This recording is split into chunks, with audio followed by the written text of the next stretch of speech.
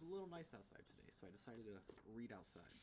I'm going to have to reread a little bit of what I did last time, because the last time I was trying to record this, my fiancée surprised me through the window. So, recording number 2 for chapter 2.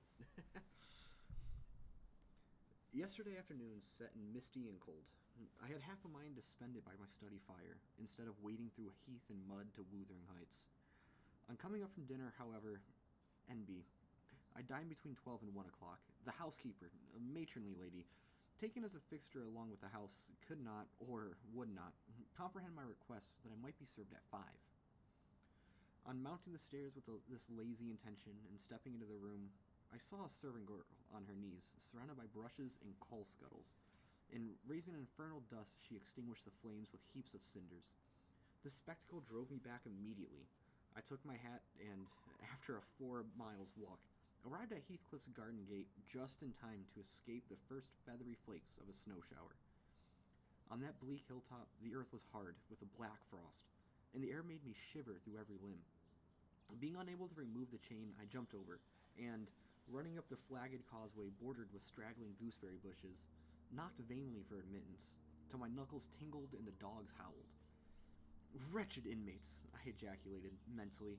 "You deserve perpetual isolation from your species for churlish inhospitality. At least, I would not keep up my doors barred in the daytime. I don't care. I will get in." So resolved, I grasped the latch and shook it vehemently. Vinegar-faced Joseph projected his head from a round window of the barn. "What are ye for?" he shouted. "Ta master's down into a fold. Go round by the end luth, and if ye went to spake to fold." Is there nobody inside to open the door?" I hallooed responsively. "There's nobody to missus, and she'll not open it till you make your flaysome dines till night." "Huh? Can't you tell me who I am, Joseph?" "Nor to me, I'll have no end with," he muttered the head, vanishing. The snow began to drive thickly. I seized the handle to essay another trial, when a young man without coat, and shouldering a pitchfork, appeared in the yard behind. He hailed me to follow him, and, after marching through a washhouse and a paved area containing a coal shed, pump, and pigeon cot, we at length arrived in the huge, warm, cheerful apartment where I was formally received. It glowed delightfully in the radiance of an immense fire, compounded of coal, peat, and wood, and, near the table, laid for a plentiful evening meal, I was pleased to observe the Mrs., an individual whose existence I had never previously suspected. I bowed and waited, thinking she would bid me take a seat. She looked at me, leaning back in her chair, and remained motionless and mute. "Rough weather," I remarked. "I'm afraid, Miss Heathcliff, the door must bear the consequence of your servant's leisure attendance. I had hard work to make them hear me." She never opened her mouth. I stared. She stared also. At any rate, she kept her eyes on me in a cool, regardless manner, exceedingly embarrassing and disagreeable. "Sit down," said the young man gruffly. "You'll be in soon."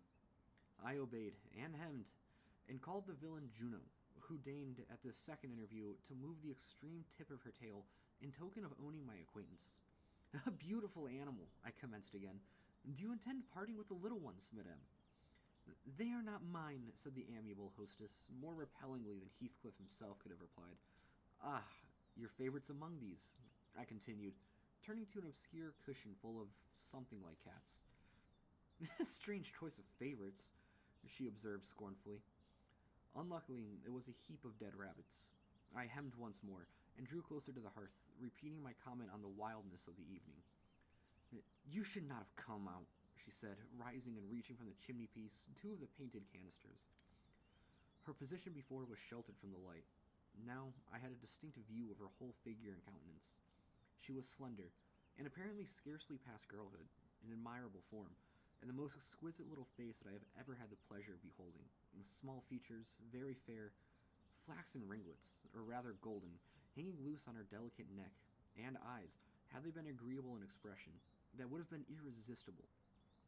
Fortunately for my susceptible heart, the only sentiment they evinced in me hovered between scorn and a kind of desperation, singularly unnatural to be detected there. The canisters were almost out of her reach. I made a motion to aid her, and she turned upon me as a miser might turn if anyone attempted to assist him in counting his gold. I don't want your help, she snapped. I can get them for myself. I beg your pardon, I hastened to reply. Were you asked to tea? She demanded, tying an apron over her neat black frock and standing with a spoonful of the leaf poised over the pot. I shall be glad to have a cup, I answered. Were you asked? She repeated. No, I said, half smiling. You are the proper person to ask me. She flung the tea back, spoon and all, and resumed her chair in a pet. Her forehead corrugated, and her red underlip pushed out like a child's ready to cry. Meanwhile, the young man had slung onto his person a decidedly shabby upper garment, and, erecting himself before the blaze, looked down on me from the corner of his eyes, for all the world as if there were some mortal feud avenged between us. I began to doubt whether he were a servant or not. His dress and speech were both rude, entirely devoid of the superiority observable in Mr. and Miss Heathcliff. His thick brown curls were rough and uncultivated, his whiskers encroached bearishly over his cheeks, and his hands were embrowned like those of a common laborer. Still, his bearing was free, almost haughty, and he showed none of a domestic's assiduity in attending on the lady of the house. In the absence of clear proofs of his condition, I deemed it best to abstain from noticing his curious conduct, and, 5 minutes afterwards, the entrance of Heathcliff relieved me, in some measure, from my uncomfortable state. You see, sir, I am come, according to promise, I exclaimed, assuming the cheerful. And I fear I shall be weather-bound for half an hour, if you can afford me shelter during that space. Half an hour, he said, shaking the white flakes from his clothes. I wonder you should select the thick of a snowstorm to ramble about in. Do you know that you run a risk of being lost in the marshes? People familiar with these moors often miss their road on such evenings, and I can tell you there is no chance of a change at present. Perhaps I can get a guide among your lads, and he might stay at the Grange till morning. Could you spare me one? No, I could not. Oh, indeed. Well then, I must trust to my own sagacity. Are you going to make the tea? Demanded he of the shabby coat, shifting his ferocious gaze from me to the young lady. Is he to have any? She asked, appealing to Heathcliff. Get it ready, will you? Was the answer, uttered so savagely that I started. The tone in which the words were said revealed a genuine bad nature. I no longer felt inclined to call Heathcliff a capital fellow. When the preparations were finished, he invited me with, Now, sir, bring forward your chair. And we all, including the rustic youth, drew round the table, in austere silence prevailing while we discussed our meal. I thought, if I had caused the cloud, it was my duty to make an effort to dispel it. They could not every day sit so grim and taciturn, and it was impossible, however ill-tempered they might be, that the universal scowl they wore was their everyday countenance. It is strange, I began, in the interval of swallowing one cup of tea and receiving another. It is strange how custom can mold our tastes and ideas. Many could not imagine the existence of happiness in a life of such complete exile from the world as you spend, Mr. Heathcliff. Yet, I'll venture to say that surrounded by your family, and with your amiable lady as the presiding genius over your home and heart, my amiable lady, he interrupted, with an almost diabolical sneer on his face. Where is she? My amiable lady. Miss Heathcliff, your wife, I mean. Well, yes. Oh, you would intimate that her spirit was taking the post of ministering angel and guards the fortunes of Wuthering Heights, even when her body is gone. Is that it? Perceiving myself in a blunder, I attempted to correct it. I might have seen there was too great a disparity between the ages of the parties to make it likely that they were man and wife.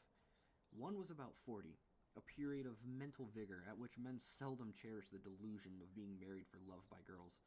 That dream was reserved for the solace of our declining years. The other did not look 17. Then it flashed upon me. The clown at my elbow, who was drinking his tea out of a basin and eating his bread with unwashed hands, may be her husband, Heathcliff Jr., of course. Here is the consequence of being buried alive. She has thrown herself away upon that boar from sheer ignorance that better individuals existed. The sad pity. I must beware how I cause her to regret her choice. The last reflection may seem conceited. It was not. My neighbor struck me as bordering on repulsive. I knew, through experience, that I was tolerably attractive. Mrs. Heathcliff is my daughter-in-law, said Mr. Heathcliff, corroborating my surmise. He turned, as he spoke, a peculiar look in her direction, a look of hatred. Unless he has a most perverse set of facial muscles that will not, like those of other people, interpret the language of the soul. Ah, certainly, I see now. You are the favored possessor of the beneficent fairy, I remarked, turning to my neighbor. This was worse than before. The youth grew crimson and clenched his fist, with every appearance of a meditated assault. But he seemed to recollect himself, presently, and smoothed the storm in a brutal curse muttered on my behalf, which, however, I took care not to notice. Unhappy in your conjectures, sir, observed my host. We neither of us have the privilege of owning your good fairy. Her mate is dead. I said she was my daughter-in-law, therefore she must have married my son. And this young man is not my son, assuredly. Heathcliff smiled again, as if it were rather too bold a jest to attribute the paternity of that bear to him. My name is Hareton Earnshaw, growled the other, and I'd counsel you to respect it. I've shown no disrespect, was my reply, laughing internally at the dignity with which he announced himself. He fixed his eye on me longer than I cared to return the stare, for fear I might be tempted either to box his ears or render my hilarity audible. I began to feel unmistakably out of place in that pleasant family circle. The dismal spiritual atmosphere overcame, and more than neutralized, the glowing physical comforts round me, and I resolved to be cautious how I ventured under those rafters a third time. The business of eating being concluded, and no one uttering a word of sociable conversation, I approached a window to examine the weather. A sorrowful sight I saw, dark night coming down prematurely, and sky and hills mingled in one bitter whirl of wind and suffocating snow. I don't think it possible for me to get home now without a guide, I could not help exclaiming. The roads would be buried already, and if they were bare, I could scarcely distinguish a foot in advance.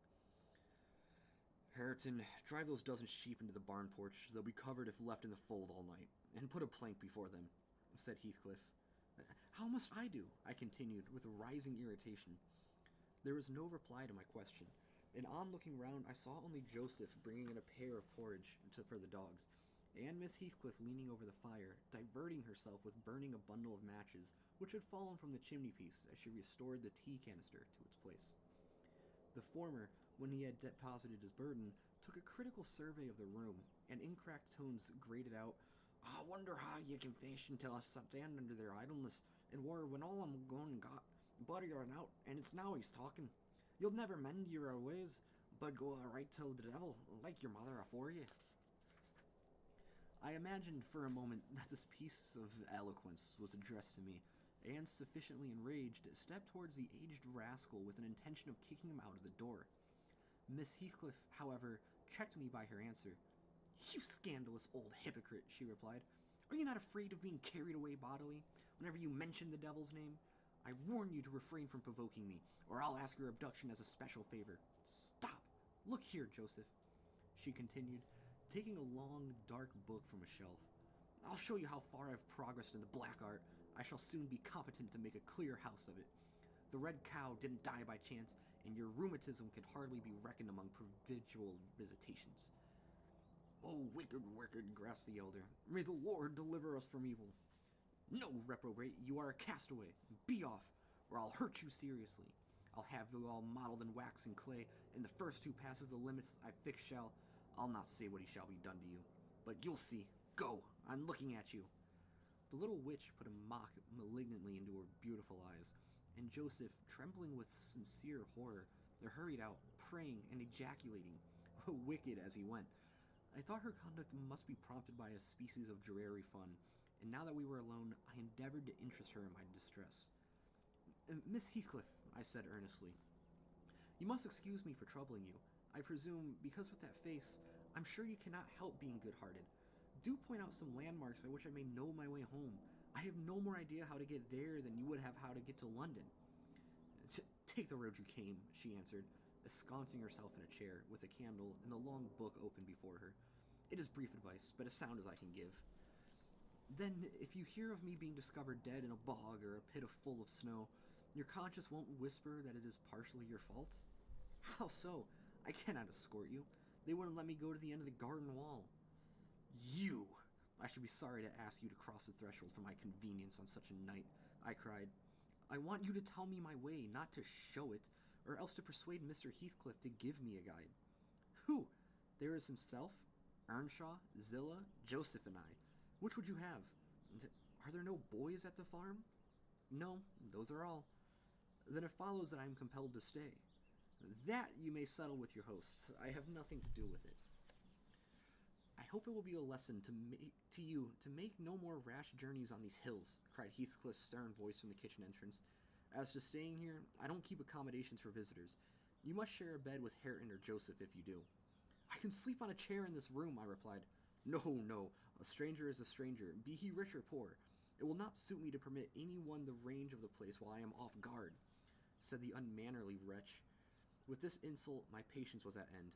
I uttered an expression of disgust and pushed past him into the yard, running against Earnshaw in my haste. It was so dark that I could not see the means of exit, and as I wandered round, I heard another specimen of their civil behavior amongst each other. At first, the young man appeared to befriend me. I'll go with him as far as the park, he said. You'll go with him to hell, exclaimed his master, or whatever relation he bore. And he is to look after the horses, eh? A man's life is of more consequence than one evening's neglect of the horses. Somebody must go, murmured Miss Heathcliff, more kindly than I expected. Not at your command, retorted Hareton. If you set store on him, you'd better be quiet. Then I hope that his ghost will haunt you, and I hope Mr. Heathcliff will never get another tenant till the Grange is a ruin, she answered sharply. Harrican, shoes cursing on him, muttered Joseph, towards whom I had been steering. He sat within earshot, milking the cows by the light of a lantern, which I seized unceremoniously, and, calling out that I would send it back on the morrow, rushed to the nearest postern. Meister, he's stealing the lantern, shouted the ancient, pursuing my retreat. Hey, Nasher, hey, dog, hey, wolf, hold him! On opening the little door, two hairy monsters flew at my throat, bearing me down and extinguishing the light, while a mingled guffaw from Heathcliff and Hareton put the copstone on my rage and humiliation. Fortunately, the beasts seemed more bent on stretching their paws and yawning and flourishing their tails than devouring me alive. But they would suffer no resurrection, and I was forced to lie till their malignant masters pleased to deliver me. Then, hatless and trembling with wrath, I ordered the miscreants to let me out on their peril to keep me 1 minute longer, with several incoherent threats of retaliation that, in their indefinite depth of virulency, smacked of King Lear. The vehemence of my agitation brought on a copious bleeding at the nose, and still Heathcliff laughed, and still I scolded. I don't know what have concluded the scene, had there not been one person at hand rather more rational than myself, and more benevolent than my entertainer. This was Zilla, the stout housewife, who at length issued forth to inquire into the nature of the uproar. She thought that some of them had been laying violent hands on me, and not daring to attack her master, she turned her vocal artillery against the younger scoundrel. Well, Mr. Earnshaw, she cried, I wonder what you'll have agate next. Are we going to murder folk on our very doorstones? I see this house will never do for me. Look at a poor lad. He's fair choking. You mustn't go on, sir. Come on in, and I'll cure that. There now, hold ye still. With these words, she suddenly splashed a pint of icy water down my neck, and pulled me into the kitchen. Mr. Heathcliff followed, his accidental merriment expiring quickly in his habitual moroseness. I was sick exceedingly, and dizzy, and faint, and thus compelled perforce to accept lodgings under his roof. He told Zilla to give me a glass of brandy, and then passed on to the inner room, while she condoled me with my own sorrow, predicament, and having obeyed his orders, whereby I was somewhat revived, ushered me to bed.